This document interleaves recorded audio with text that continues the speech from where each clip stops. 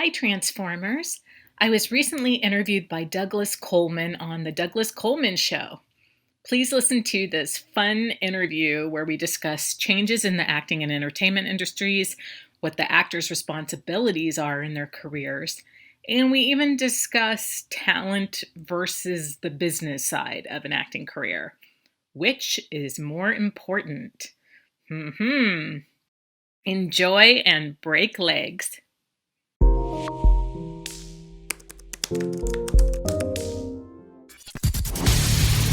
It's time for the Douglas Coleman Show. Mr. Smooth and Savvy is joined by guests from all walks of life, from the entertainment industry to authors to political and social commentators, the famous and not so famous, the controversial and the light and fluffy. We have it all. Now, here's Douglas Coleman.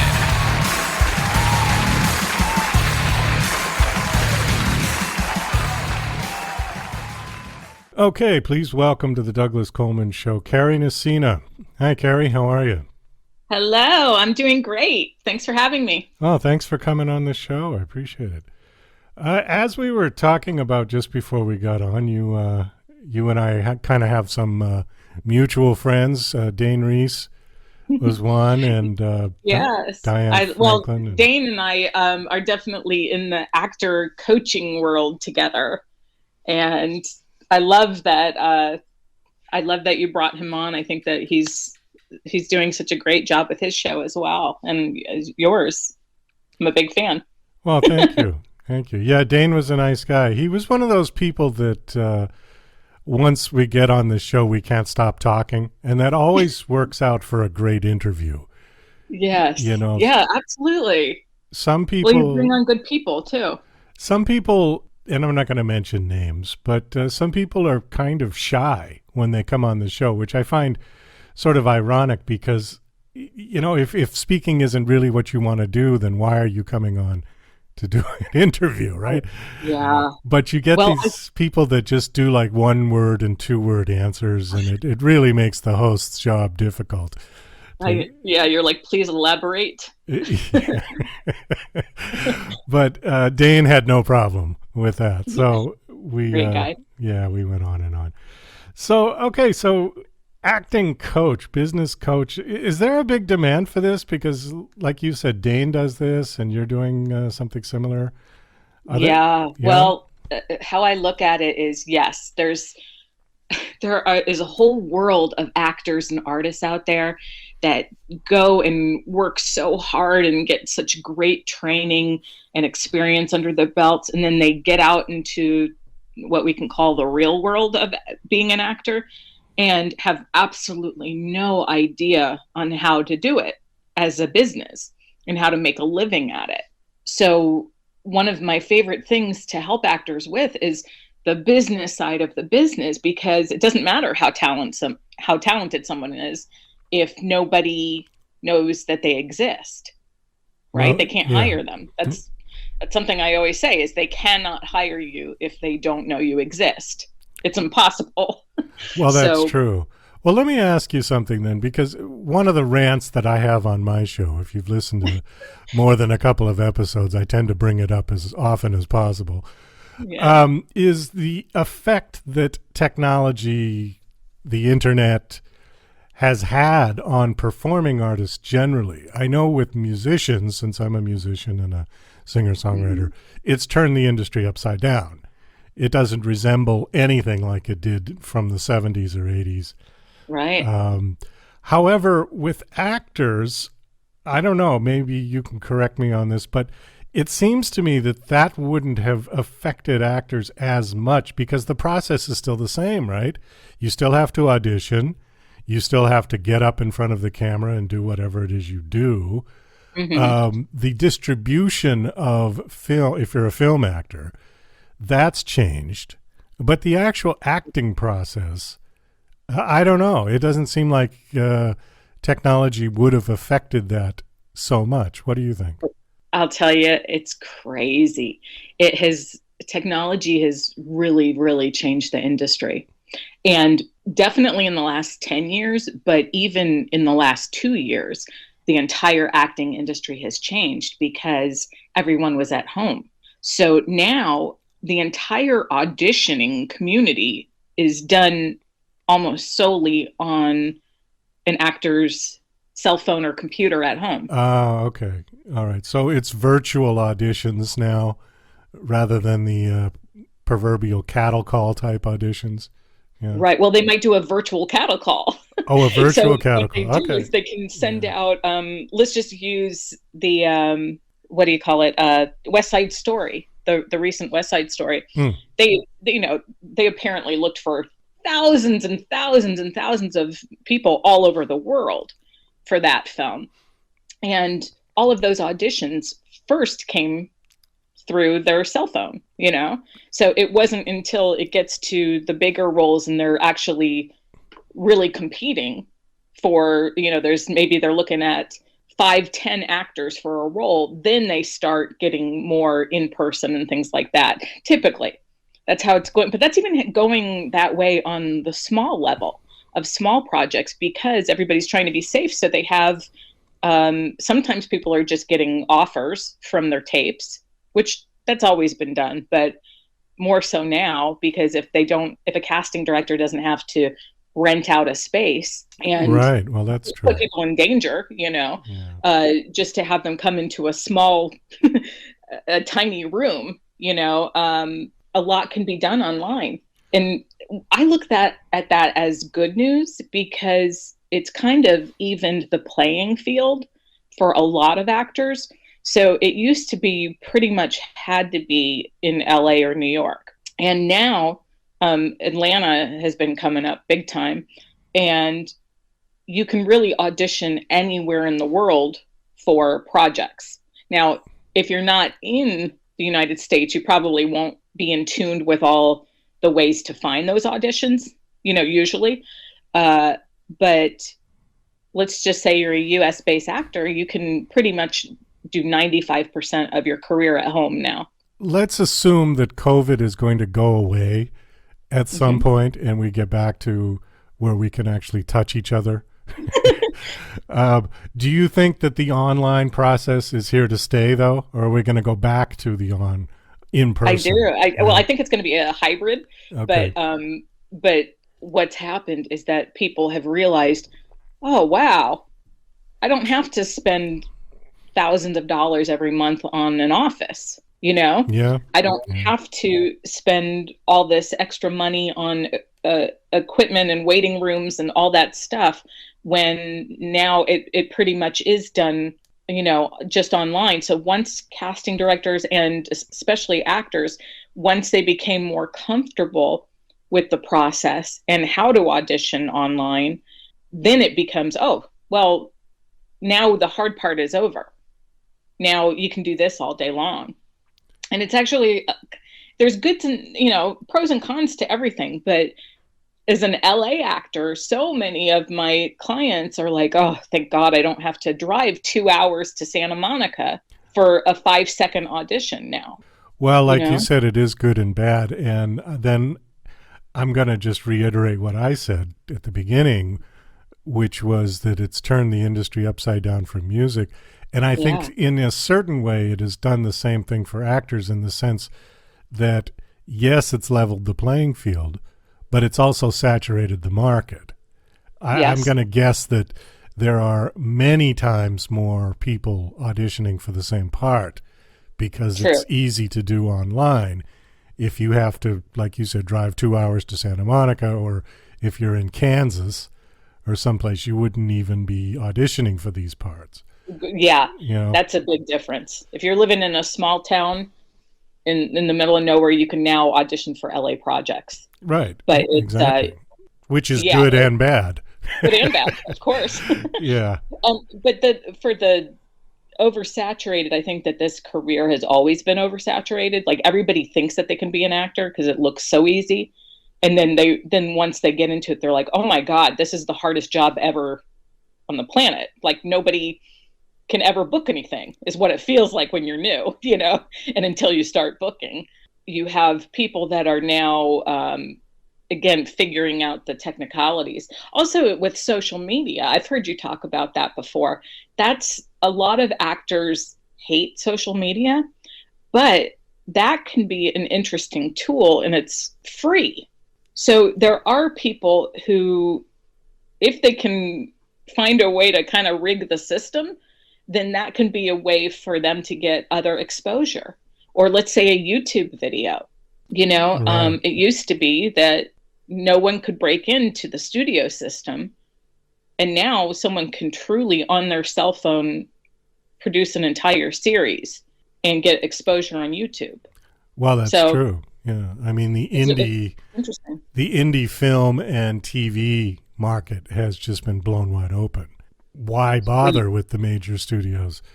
Because what I've noticed is that the major studios aren't very interested these days in doing anything other than the big tentpole Marvel Comics $200 million budget type stuff.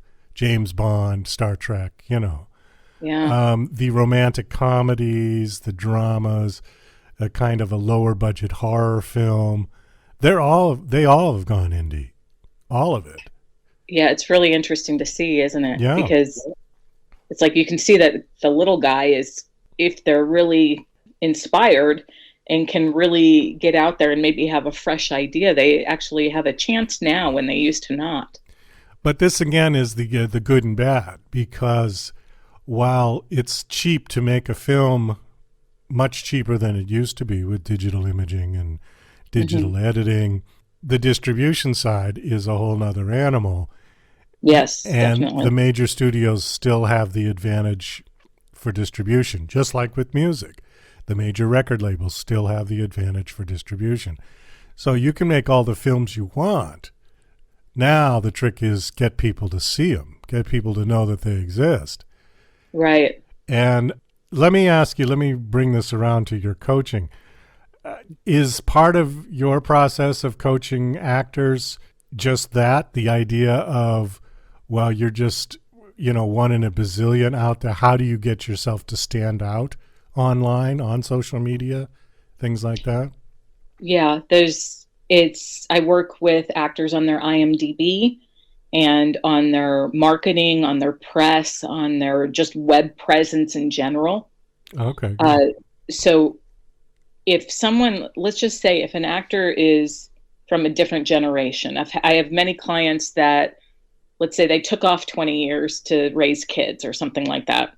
Well, when they left the business, it was a completely different animal, and they could just get an agent, and hopefully that agent would get them out, and they'd audition, and if they did a good job, they'd book it. That's how some people, that's how everybody wishes that it still was. And it really, I feel like it never was that way, at least for me and for a lot of people I know. So now you come back, and even in the last just couple of years, you have, oh my gosh, now I have to really run a business to be an artist. And not only take care of my craft, obviously I have to be great and have to have talent and know what I'm doing when I get hired. But guess what? There's no shortage of talent out there. None. But there is a shortage of actors and artists who understand the business and know how to get themselves seen and know how to get to the people that can give them jobs too. Yeah, that's true. Unfortunately, a lot of artists aren't really good with that left brain stuff. They're great creators, but when it comes to business sense, they don't have a clue. Not all. Some are great, but it's diametrically opposed thinking processes. It's interesting, isn't it? Yeah. Because you're trained your whole life to be an artist and working on your craft. Right. And that's a different side of our brains and our bodies and our souls. The people that are really, really good business-wise tend to be tremendously great left-brain people. But they probably can't do what the artists can do. That's why it was always a good marriage when you had an agent or a business manager, because you needed two people, one to take care of the business side, one to take care of the art. And that always worked. Granted, there were stories of business agents ripping off artists. Okay, that's been going on for forever. Yeah. But assuming you got a decent one. A decent person who knows what they're doing and knows how to do their job and everything. Right, Yeah. and they could make or break you. Now it's really, the ball's landed in the artist's lap to have to do everything.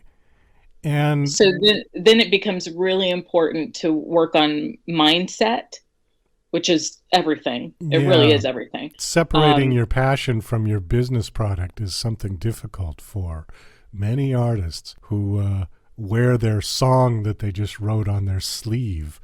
And when they take it out to a prospective distributor or to a record label, and your song is treated basically no different than a can of soup, it can be very disheartening for some songwriters. I know I went through it. I'm okay now.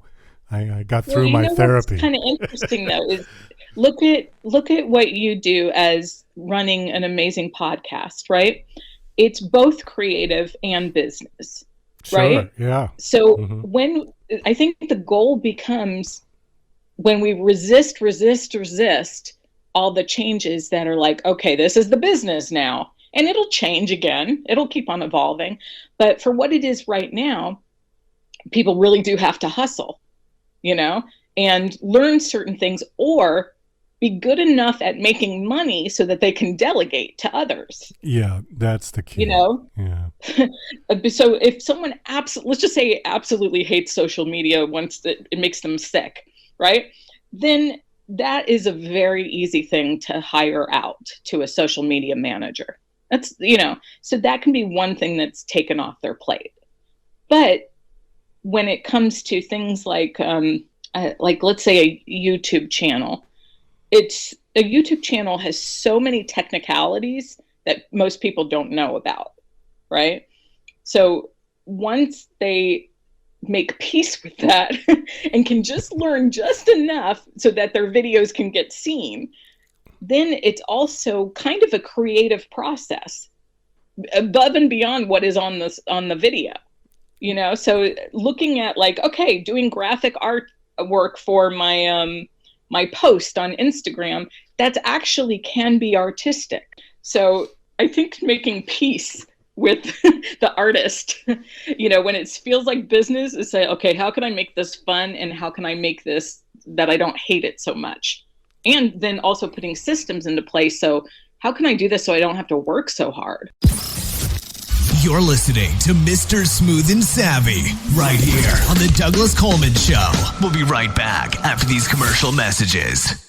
Douglas Coleman's Don't Do a Podcast is a dryly humorous rant about Douglas's pet peeve, the unrelenting torrent of podcasts hitting the web on a constant basis. As technology has put podcasting within the reach of anyone, many wholly unqualified people have taken the plunge. This witty polemic tries to persuade them from broadcasting their drivel using Douglas's brand of sarcastic humor. Now on Amazon, only 99 cents. DJC Music and DJC Productions are pleased to announce a brand new website. We have started a listing website for radio show hosts as well as potential show guests. This is a meeting site where hosts and guests can come together. Show hosts can list their show and types of guests they're interested in booking. Potential guests can list their talents, bio, accomplishments, or anything they feel makes them an interesting radio show guest.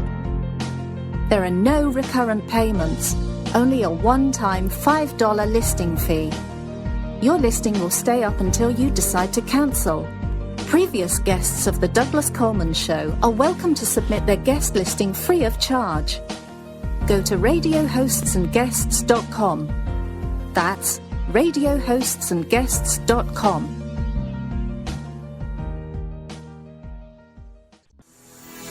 Hi, this is John Morgan, Production Supervisor for DJC Productions, and you're listening to The Douglas Coleman Show.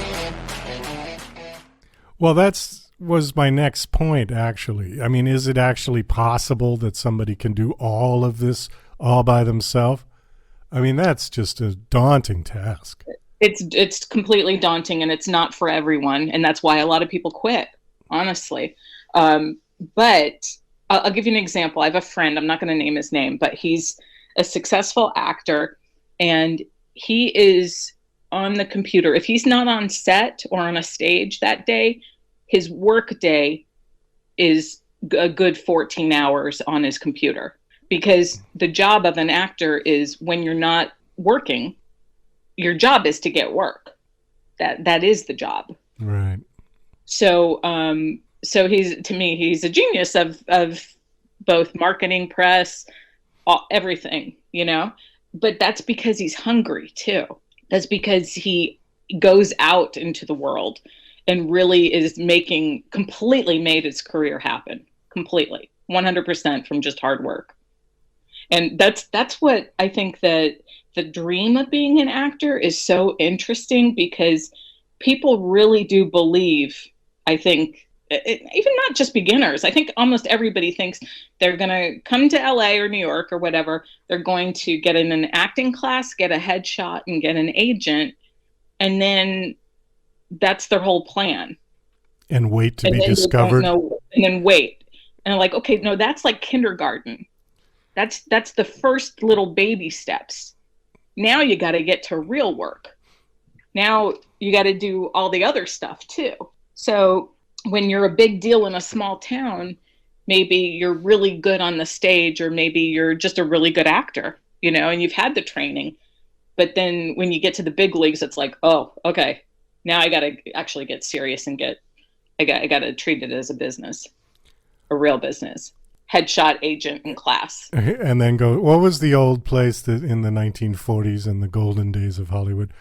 The Schraff's lunch counter, where the starlets would go and sit. Yeah, you're going to get discovered at the Schwab's or whatever. Schwab's or Schraff's or whatever it was called. Yeah. I think those days are over. Yeah. I don't know that they ever really happen. Here's the thing. Luck, I do believe in luck, and I don't believe in luck. So yes, there are times where, okay, you happen to be at the right event at the right time and talk to the right person, and that feels lucky, right? And it is lucky. However, you did get dressed that day and found a way to network to get into that opportunity, and you showed up instead of staying at home, and you maybe learned some networking skills and some how to talk to humans, at a party. Right. And you did all that to make that luck happen.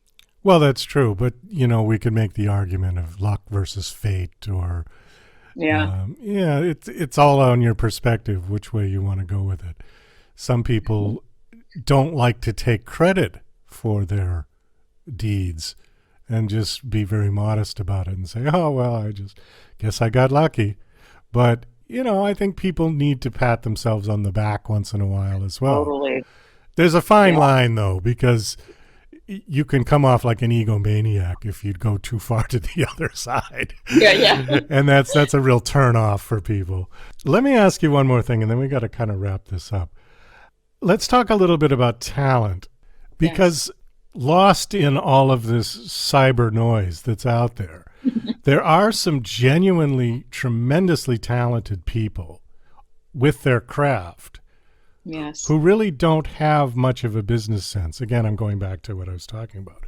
Yeah. But these days, what do you think is more important because of the oversaturated market out there? Is it more important to have savvy business skills and maybe mediocre talent, or have tremendous talent and mediocre business skills? That's such a great question. Well, if you have tremendous talent and mediocre business skills, then you're kind of relying on the luck factor, that someone finds it out.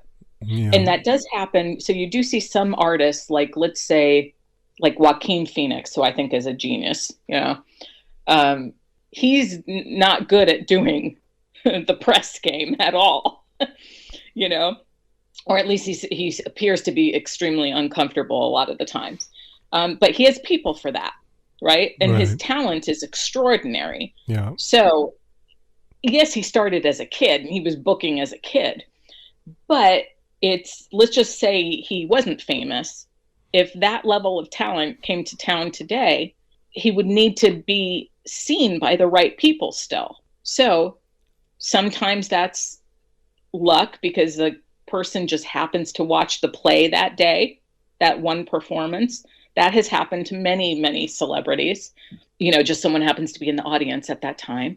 Or let's say they're friends with someone that knows how good they are, and that friend might fight for them. But again, that's waiting for stuff that's outside of themselves. Even no matter how talented someone is, someone has to see it. True. To do anything about it.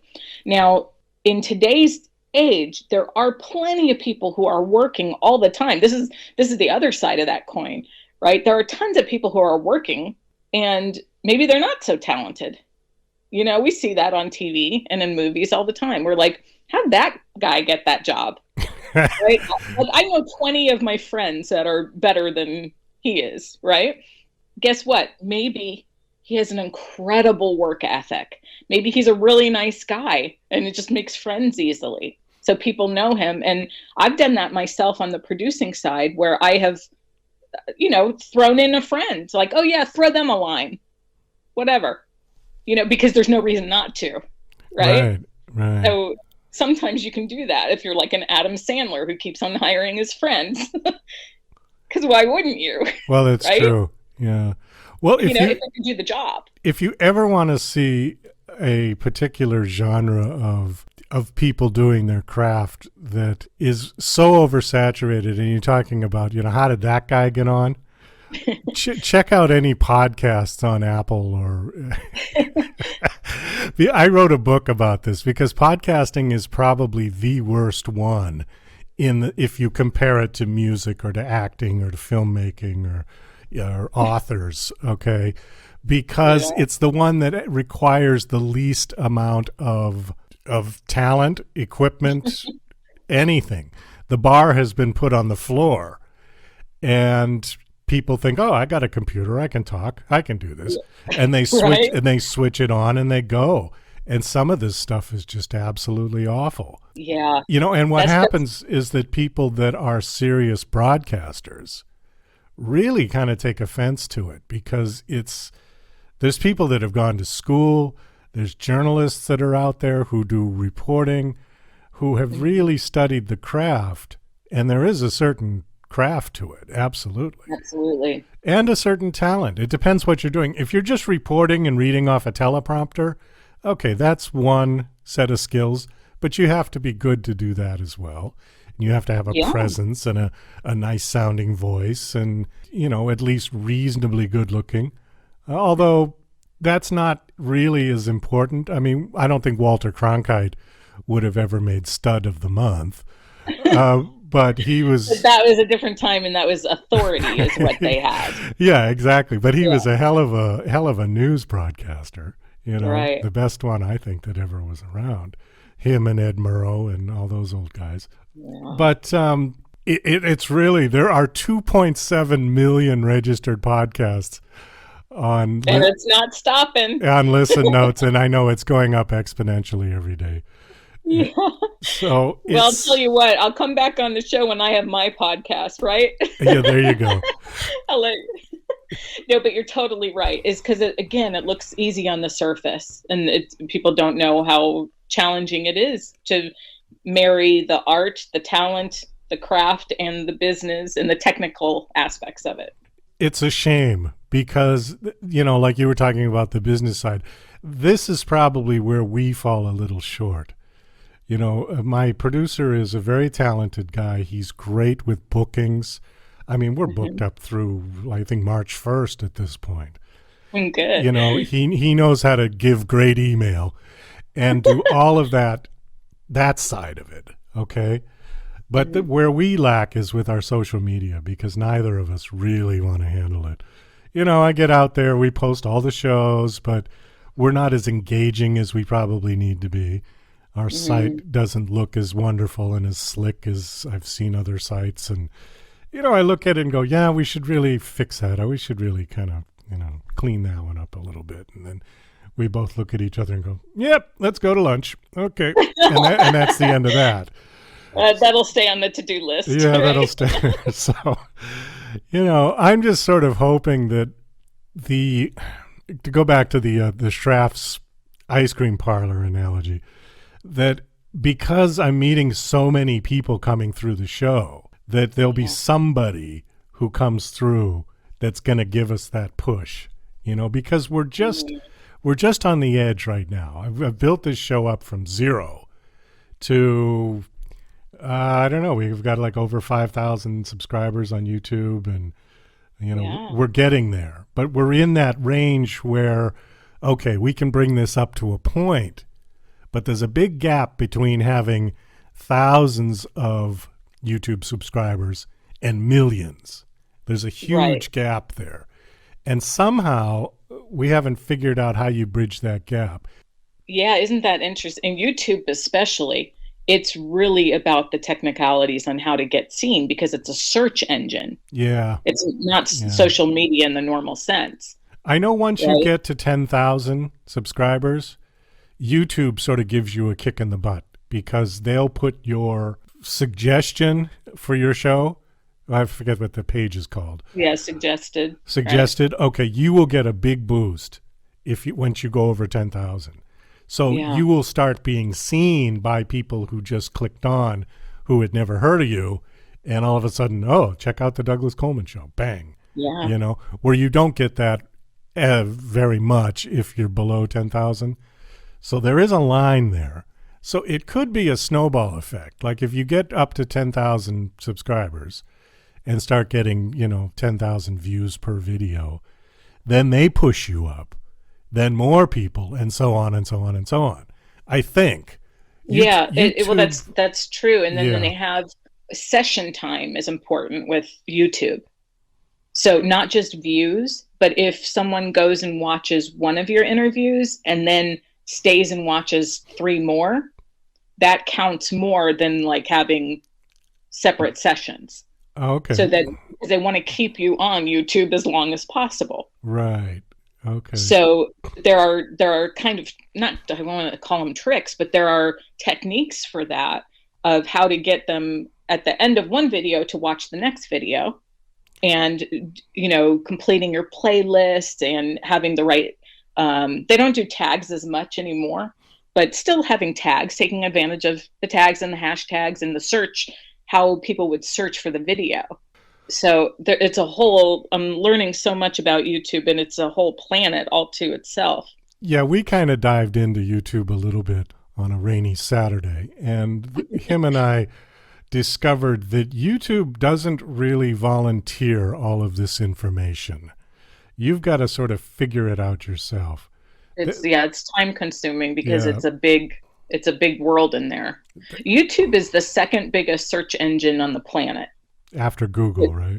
And Google owns YouTube. Right. Exactly. So it's a good, I think it's smart that you're on there, and I think it's smart for like every actor to at least be able to be found on YouTube, for sure. Well, we're kind of switching over. I mean, we went through this whole process of distribution, and we went through several distribution companies, both of which we no longer work with, because we thought it was just a waste of money. Not that they were ripping us off. That's not what I mean. But we would be paying a couple $100 a month, and they would put our show out on 1 billion different sites, most of them you've never heard of. And we got nothing out of it because that just, that threw our show into the wind, basically. So we are just kind of compressing where the show is. See, there's always been this argument about the more places you are seen on, the more places that you will be potentially seen. But my attitude is shifting to the less places you are on, the more concentrated your audience will be. Concentration, yes. Because they'll have to go to YouTube if they want to see the show at all. If it's on 50 other sites, you're going to get one view on each of the 50 sites. If you're just on YouTube, you'll get all 50 views on one spot. I think there's really something to that, for sure. Yeah, I don't know if I'm right or not, but that's what we're going with. No, I do think you're right. Here's my 2 cents on it. I think you need to be able to be found on all the sites and then redirected to the one that you really want them on. Oh, okay. Well, that's interesting. Yeah. You know what I mean? Because in the acting world, let's say an actor hates Twitter. I'm like, you don't have to love it and you don't have to use it all the time, but at least have your headshot, a nice header, your bio, and your link to your IMDb and all that stuff. And then have a pinned tweet that directs you, if you like Instagram, that directs traffic, say, hi, I'm not on here often, but follow me on Instagram or whatever, and then that, because let's say a casting director only likes Twitter, then that's the only place that they would find you. Right. That's very true. Once they can find you, now they know where to go and look for your stuff. So I think you're right. I think concentrated on your favorite platforms, but have the other ones directing traffic to it. The other nice thing about YouTube is it's free, at least for the moment. Free, yay. And you can upload as much as you want. I know. It's pretty. I love YouTube. Yeah. I love it. I'm on there all the time. Kari, we do have to wrap this up. Unfortunately, we are out of time. Oh. Well, it's been a pleasure, my dear. Give out your website so people can come check you out. Yeah. Actortransformation.com. And then there's a links tab on there that directs you to all the other places. Okay, great. Well, thanks so much. This was a nice conversation. It was nice meeting you. Nice meeting you too. Thanks for having me. Best of luck. Thank you, Douglas, for an interesting conversation and interview. And thank you for listening, Transformers. Let us know in the comments below which topics you connected with, and check out these other great videos. Break legs.